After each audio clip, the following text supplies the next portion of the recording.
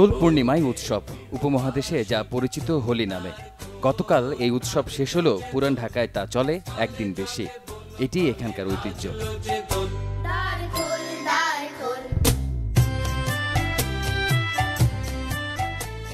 এই রঙের খেলা আর আবির ছড়ানো চলে শাঁখারীবাজার, তাঁতীবাজার, লক্ষ্মীবাজার সহ বিভিন্ন এলাকায়।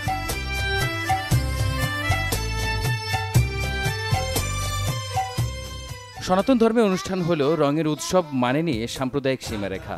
ধর্ম বয়স এসবের গণ্ডি পেরিয়ে রং মেখে রঙে সেজে একাকার। সকাল থেকে সবাই রং নিয়ে খেলাধুলা করছে, সব শ্রেণীর মানুষ আসছে, বাচ্চারা, বড়রা, ইয়াং টিনেজার সবাই। আমরা প্রতি বছর এই অনুষ্ঠানটা অত্যন্ত আনন্দের সাথে আমরা উদযাপন করি। আমরা গত বছর আসছিলাম, এবার আবার আসলাম। মানে এখানে না আসলে আসলে হোলির মজাটা বোঝা যায় না। রঙের টানে এসেছেন ভিনদেশিরাও, তারাও বাদ পড়েননি রঙের ছটা থেকে। There's a lot of color, a lot of life, a lot of energy. It's nice to spend some time with my friends and celebrate a different culture.